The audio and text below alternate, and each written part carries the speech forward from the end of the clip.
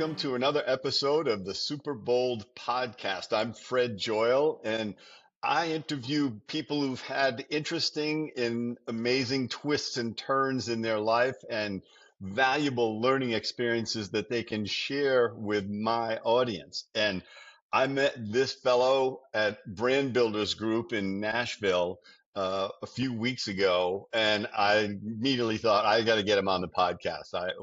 People are going to want to hear what he's got to say. He's a keynote speaker and a best-selling author. His most recent book is called Single Minded, and we're going to dive into specifically what he means and what's contained in that book because it's fascinating and unique.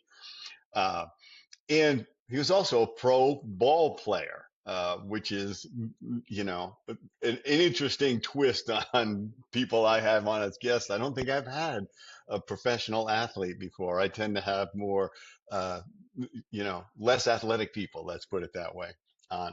But Bob works with Brand Builders Group, which is an organization that I work with as well, that has helped me phenomenally in my speaking and writing and publishing in general, publishing in various ways in that career. So uh, we're going to talk about brand builders as well and why that's made such a difference in our careers. But Bob, welcome to the podcast. Great to have you on. Absolutely. Yeah. Thank you for having me and really enjoyed the conversation with you a couple weeks ago. And yes, you alluded to you've worked with Brand Builders Group. I mean, you are an OG. You've been with us for a long time and you are one of our true success stories. It's just so fun to see what you've created through your speaking, obviously through the podcast and everything that you're doing. There's much to be praised with your last handful of years working the program. So you're doing awesome. We're cheering you on. And yeah, thank you again for having me. Yeah, it's a very special organization because it allows you to pick the track that you're working on, and then they have the material to get you there in the greatest detail imaginable. A lot of times because they've done it the wrong way a few times and figured out the right way, and it saves you a staggering amount of time. I mean, I came into them having done this book the wrong way, self-publishing it. And that was the painful part of joining Brand Builders, was finding out all the reasons why this book was a very, very brief bestseller. And I don't want to do that anymore. And I'm also building up my speaking career. They've helped me refine that tremendously. Last year I said, I want to become 50% better as a speaker, and I don't know how to do it anymore. I got to the point where I couldn't critique myself anymore. I just thought I was perfect. I would watch videos and go like, "You're just amazing, Fred." Um, and then they came at it and they deconstructed me and rebuilt me in a totally different way first stage, and I really did it. I would say at least 50% better, maybe 100, but I just am so pleased with what's happened there. And the thing is, I know I can get better, and I know how to get better now because I got the right help. Um, and so let's talk about the book. Let's talk about Single Minded, and remind me the subhead again because it's that gives a bit of clarification to it. Yeah, so the book title is Single Minded: Finding Purpose and Strength in Your Season of Singleness. And it's a 30-day challenge for unmarried Christians. So, with my own personal brand, my faith is something that's very important to me. That's how I grew up in the church. I published 2 books in the last 2 years, both of them in the Christian nonfiction space. And so, yeah, that book came out in August, and it was fortunately a USA Today bestseller, thanks to Rory and AJ and the team at Brand Builders. I also had a great plan for that book launch, and yeah, it was an amazing summer. Yeah, I mean, that's very interesting that you've integrated your faith into what you're teaching, and that you've singled out people in this single phase of their life. Uh, how did you arrive at that? Now, you mentioned the words personal brands. So if you're listening, folks, Bob and I. Actually, let's do that right now. What do you mean when you talk about a personal brand? Yeah, the way that we define a personal brand at Brand Builders Group is simply your reputation. It's what people think when they think about you. And in this day and age, your personal brand, or in a sense, your digital reputation, how you show up online, how you show up on social media, the books you write, your business reputation, all that stuff matters now more than ever. And we did a case study a couple years ago on personal branding in the US. 74% of Americans are more likely to trust you if you have a personal brand. So if you're listening to this and you're a business owner and you're not super intentional as far as how you want to be known publicly, we always tell our clients, you have a personal brand, whether you like it or not, because people are already thinking things about you. So the question is, are you in that 74% bucket where, like a Fred, you're getting you're getting crystal clear on who you are, who you serve, what problem you solve for them, what are your revenue streams? Like, you have intentionality behind your reputation, or are you in the 26% bucket where it's just, I'm flying by the seat of my pants. I'm just going to see where the wind takes me on this thing. That is not a winning formula. And so I know, just with your podcast, Fred, talking about boldness, really the how did I get to this book? Now my second book in 2 years. It was probably the boldest moment. I mean, I would say it is on, when I look back in my life and I think of the crazy decisions that I made that have since paid off, this was one of them. So I've lived in Nashville for probably 7 or 8 years. Moved here in 2017 after I was done playing professional baseball. I worked in finance for a year and change. It's my first job, first white collar job after retiring.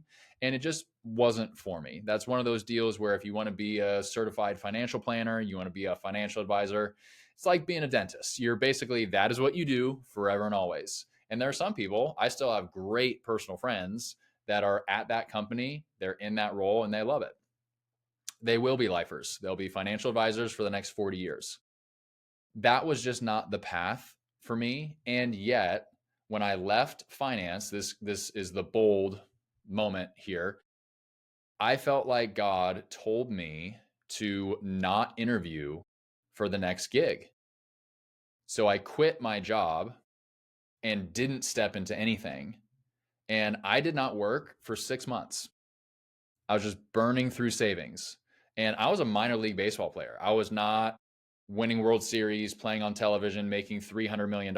I was very close to broke. So I did not have much of an emergency fund. I did not have something to fall back on. I had about 6 months of my rent, groceries, and that was about it.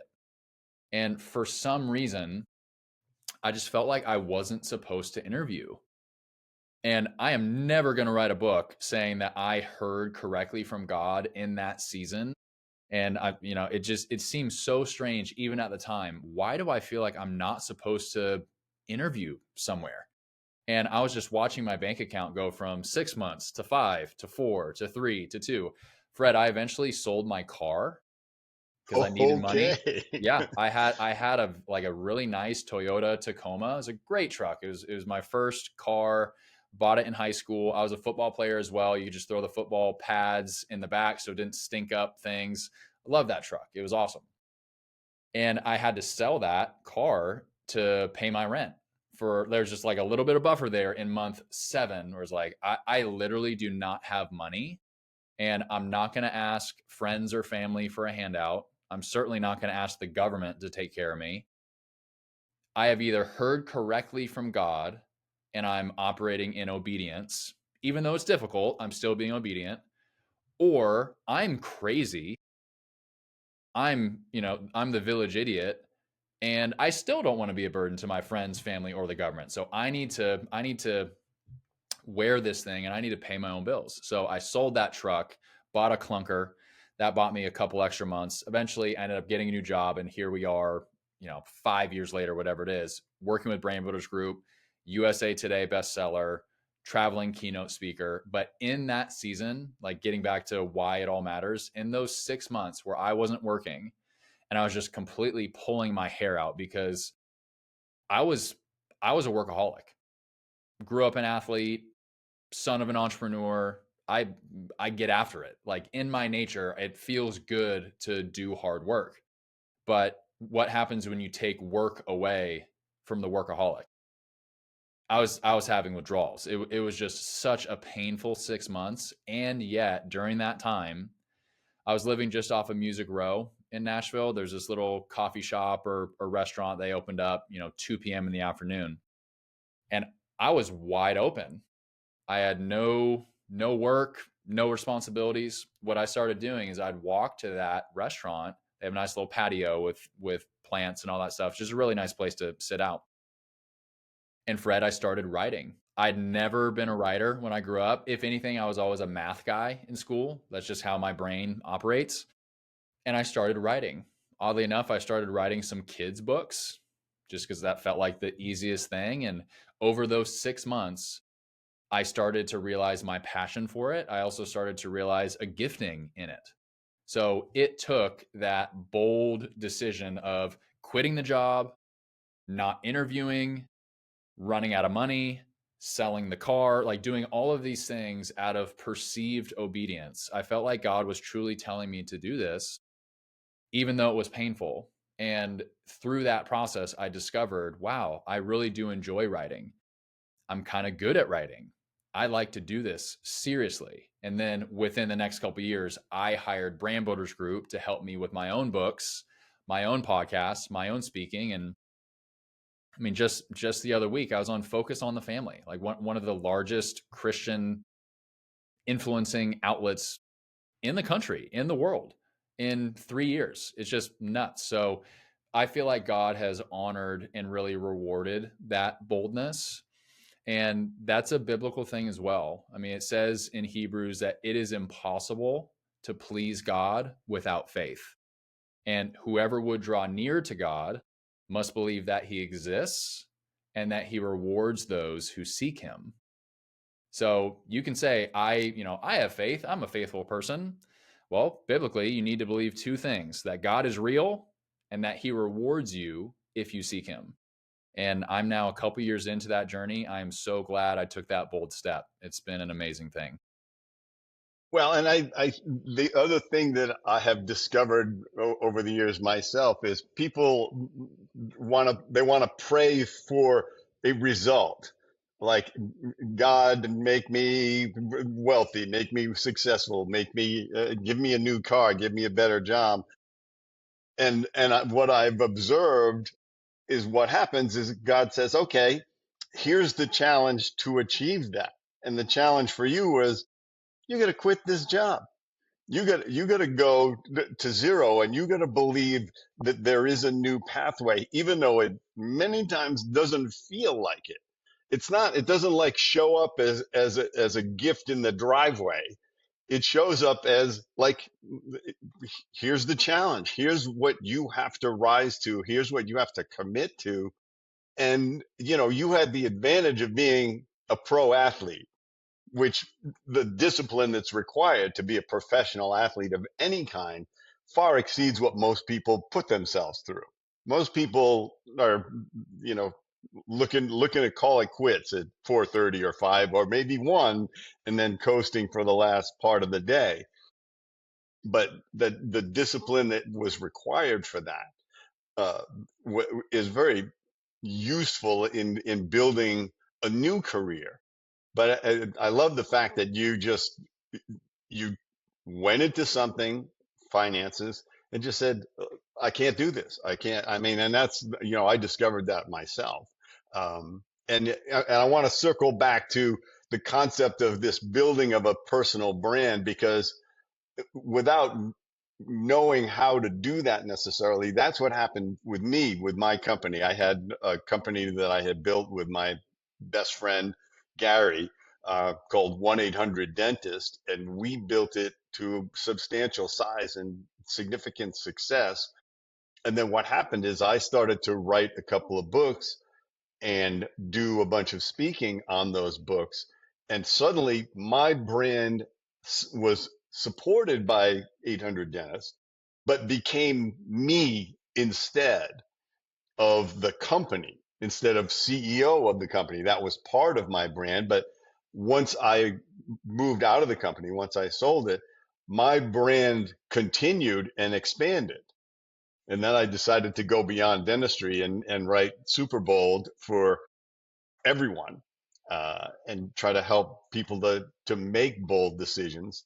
And I've been, rewarded with what I say with challenges to do that. I have to get up every day and figure out new things, which is keeping my brain alive. And I don't fear that I'm wasting my time or not going to make it.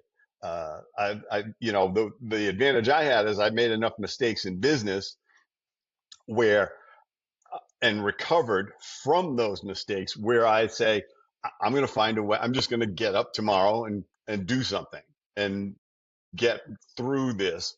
And, and the results will come from showing up and focusing and asking for help. So, uh, are there ways that brand builders specifically helps people? I think that there's one thing that they say that is it sort of gets you on track, because people say, well, who do I who is what is my personal brand? Who am I to people, or who do I need to present myself? And they talk about your uniqueness, and I want you to explain that that guiding principle of brand building. 100%. Yeah, we at Brand Builders believe that if there's a burden on your heart, if when your feet hit the floor in the morning, you're thinking about a specific person or a type of person, that is a signal. That is the universe, that is God saying, hey, these are good works that I have prepared for you. Fred, there's going to be specific things that this is God speaking, I've called you to do. And I'm going to challenge you in it. I'm going to invite you into it. And I'm going to give you the tools needed to carry out that task. I think sometimes people, when they wonder, hey, could I be a personal brand? Or who am I to think that I could be the next Tony Robbins? Or who am I to think I could write a book or start a podcast? You're thinking too macro. We always tell our clients, we are here to help you find your uniqueness and exploit it in the service of others. As long as you're coming at it from a place of service and saying, I'm not doing this to get rich. I'm not doing this to get famous. I'm not doing this because of my own ego. I am doing this because I have to serve this person. And it might be a friend, it might be a neighbor, it might be a son or a daughter, but there's somebody in your life. We always say you should not start with why when it comes to a personal brand, because it's personal. It is human to human. It is human persons, personal brands. You do not start with why when it comes to a personal brand. You start with who. That's the easiest way. So who is your who? There's somebody in your life that you're like, man, I really want to serve dentists who are in their first couple years of business that feel like they're just never going to make it. Or I want to serve first-time homebuyers. I want to serve men and women who are struggling with infertility. Like there's just so many causes out there and nobody can serve each and every cause. There is a specific one, a unique cause that is yours. So you alluded to my book earlier, Single Minded. I'm an unmarried Christian in my mid 30s. I've always wanted to be a husband. I've always wanted to be a father. Those two things just haven't happened yet, and that's okay. So a lot of people in this country today, literally millions, that are struggling in this season. They feel alone. They feel forgotten. They feel behind on life. They feel like they're odd man out in their church. There's plenty of ministries for those who are married or those who are in high school or college. But what happens if you're 34 and you've never been married? What ministry do you go to? So I'm You sitting start here to looking at question your worthiness at that point. 100%. So Yeah. I'm sitting here as that person looking around saying, wow, I might need to volunteer to be the chief servant in this. I need to write the book. I need to give the speech. I need to go on the podcast to encourage these people, because who else is going to do it? These books don't write themselves. Like, we can just sit around and wait for somebody to lead us, or we can be bold and we can be the leader. So to bring it back to Brand Builders Group, yeah, that is one of the first things that we do with anybody that comes into our system is we need to discover, hey, what is your uniqueness? Why are you on this planet? Who is your who? Let's get hyper focused on service. Yeah, and so I love breaking that down is finding your uniqueness and then exploiting it very specifically in the service of others. And as you say, the others isn't 10,000 people tomorrow. It's one, it's two, it's people like you, and you are most powerfully designed to serve who you are or once were, you know, who is going through a struggle that you went through or that you are in now, which is, you're a single man in your 30s. And if you're listening to this podcast, Bob's an incredibly looking guy, and he's also really tall. So the fact that he's single uh, means there's no hope for me, basically. But if you're watching the video, you can see he's a great looking guy, and you know, inquiries can be made to me as a matchmaker, and there is a fee, substantial fee for that. But I will make the introduction for a low price of Fred, $5,000. So you flatter me. That it is funny though. Like I said, I've always wanted to be married, and for some reason, it just hasn't happened. And like I said, that is okay. And I've truly come to grips with that. It's not that I'll never be married, but I definitely woke up single this morning. So my book is helping the person who is in that season not to feel alone or desperate or behind. It is to help them crush it. And I believe, when we think about finding your uniqueness or God having good works prepared in advance for you, I believe God has especially appointed me in this season to write this book for this community, because it is not about God is not sitting up there in the heavens saying, how can I make Bob Wheatley as comfortable as possible every day of his life? Like, yes. he's playing, I'm playing checkers. He's up there playing chess. There's so many other things that are involved. So, do I believe, like, am I mad that I'm unmarried at this time of my life? Truly, no. I'm not. I'm discovering what God is doing in me, like from a character standpoint, and also what He wants to do through me. Fred, I've been praying for a wife for years. I mean, for a long time. Let's say I got married at 25 years old when I retired from baseball, you and I probably would not be talking right now. I probably would not be a published author. I probably wouldn't be working with Brand Builders Group. I might even be living in California doing my own thing. So I'm really encouraged and excited by what God is doing. And what a unique opportunity to be able to serve this community and provide the male perspective on it's such a growing demographic in the church, in American society today. People that are unmarried, we're just getting married way, way later.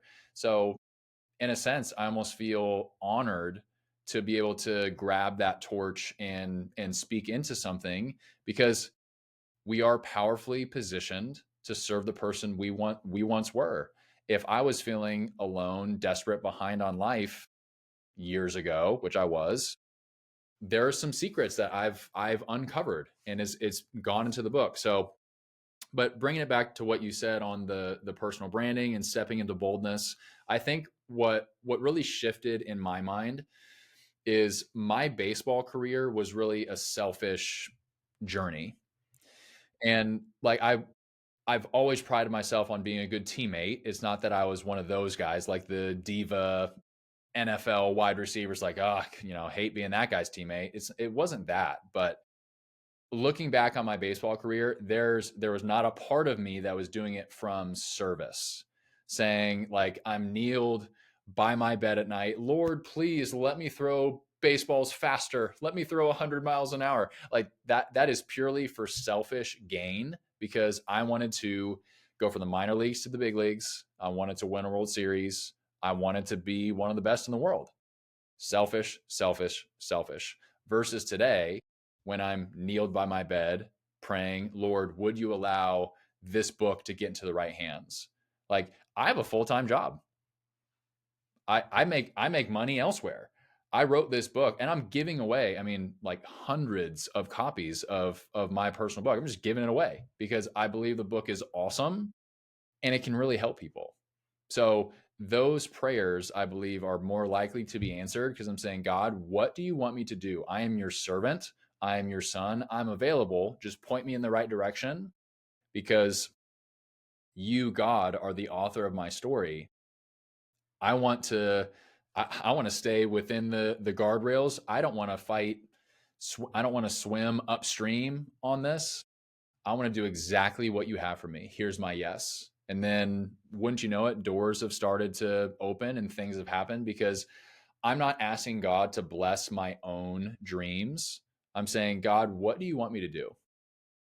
Here's my yes. It's a very, very powerful shift in whatever your faith. If you're just saying, I want the support of the universe or something like that, it's going to come in the form of your real purpose, not a bunch of stuff or a bunch of greasing the path for you so that you're comfortable and unchallenged all the time. We are not born into this life to coast through it, and actually the some of the people that are the most miserable are the ones that have it so easy that they don't feel challenged. And I love the fact that you have come to the realization that it's critical that you are a single man in your 30s right now. This defines your purpose. You wouldn't have the credibility if you were a pro ball player and then you married the best looking girl in town and got an easy job as a newscaster in a decent network. How are you going to help single Christian men or single men period in their 30s? What credibility would you have? You're like, oh, you got married. That must have been so difficult. That's what all people would be thinking. But because you are somebody who people would think, this guy's, you know, not going to have any trouble at all finding the woman of his dreams, but he hasn't. So maybe it's not so critical that I worry about that. And maybe there's other ways to look at this. Now, what do you say? What are some of the things that you say to single men in your book? If you can give me a quick jewel or two or Yeah. guiding principle. Well, like I said earlier, my faith is something that's very important to me. I'm a Christian. I believe that Jesus was and is the Son of God. I believe that God came to earth in the form of a human being, which is just crazy to conceptualize, but I believe it happened. So in 1 Corinthians 7, it's a New Testament book in the Bible. 1 Corinthians 7, the Apostle Paul, who's the author of that letter to the church in Corinth, he's writing to single Christians. And Paul died a single man. He was sort of this Christian superhero. He's just traveling all over and spreading the gospel and writing most of the New Testament. And in that chapter, 1 Corinthians 7, he's speaking to the single crowd. And he says, hey guys, I wish you could remain single. This is my paraphrase. That's not like the perfect Bible verse, but he says, if you are single, I wish you could remain single because the single person can have wholehearted devotion to God. Versus, he has a little comparison. He says, the married man, his interests are divided. And so I'm now at the stage of my life where I have a lot of friends that are getting married, they're having kids, they're starting their own families. And I do have my calendar as compared to theirs is night and day. I, as the single person, if my faith is truly important to me and I want to be available and I want to be a soldier in the Lord's army, I am free.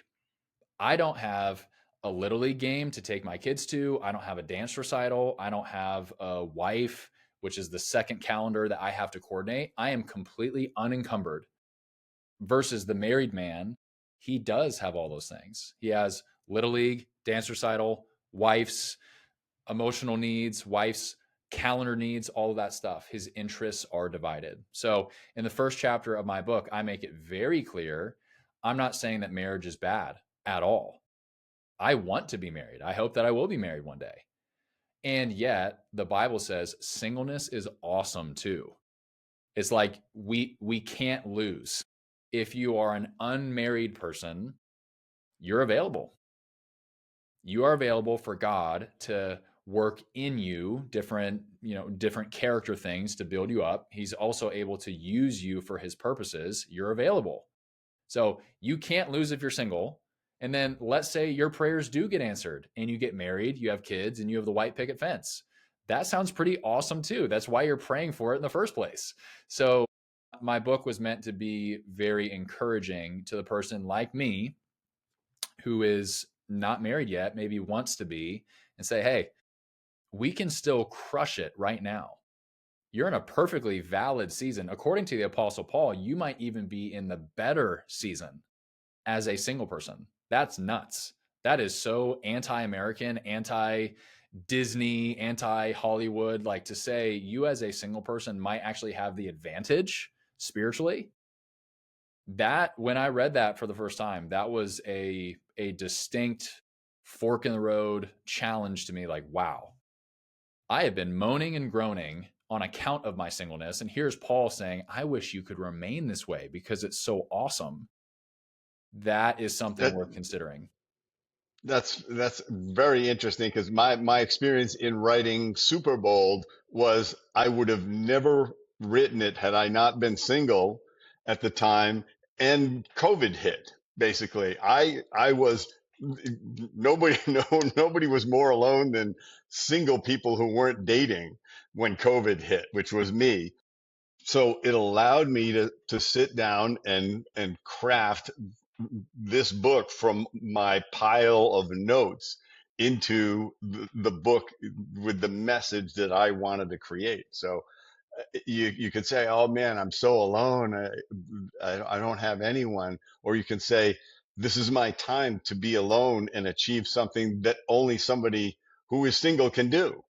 So that's what you're saying as well. So I hope people who are single can take inspiration from that and seize that. It's because it will only be a chapter in your life, Bob. It will you will be married, and your purpose will morph to something different than what you're doing specifically as a single man. But you'll always be able to carry this credibility that you've developed as part of your personal brand, because you can say, and it may expand, it may go into something even more interesting, more beautiful. It's like, this is the life I created at 38 that would have never happened at 25 because of this single period of my life.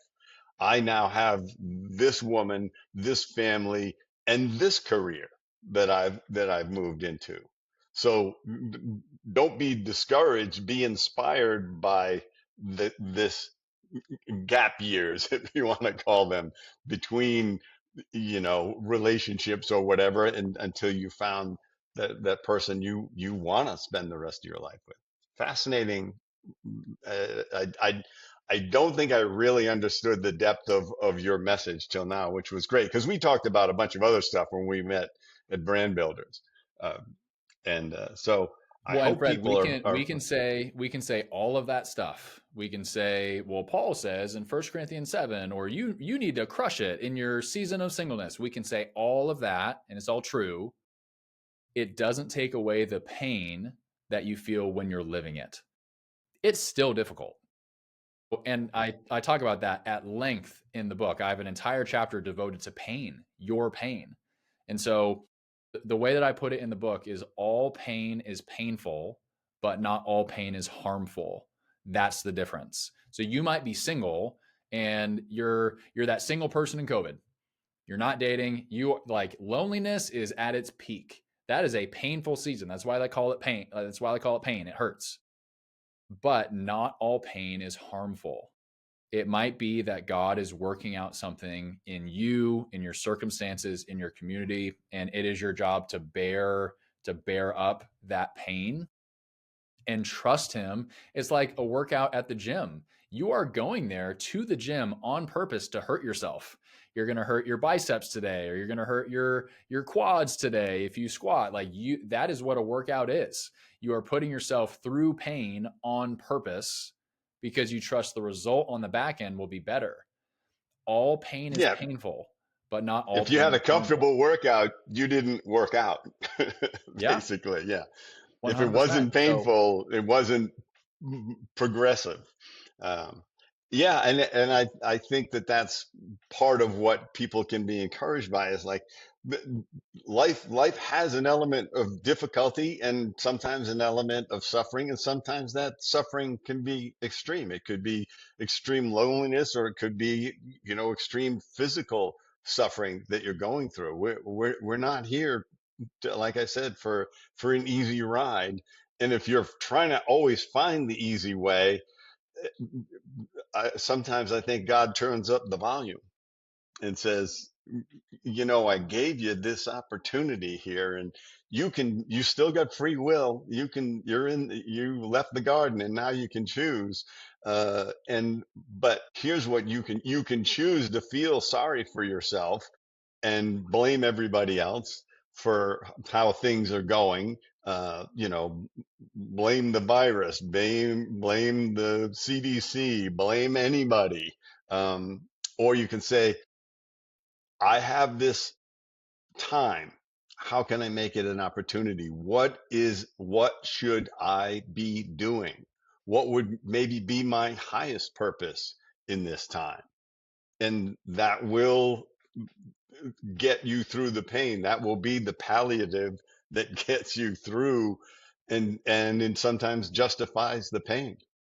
I'm turning into a preacher now myself. You're talking so much. I feel like I'm great. I getting love in it. front of the lectern here. But so your primary work role is with brand builders, and I want to let people know, if you're interested in brand builders, and if you feel like you have a story to get out there, a purpose that you need to get out to some audience, then brand builders is how you're going to manifest that in the most efficient way, time wise, and to the highest level.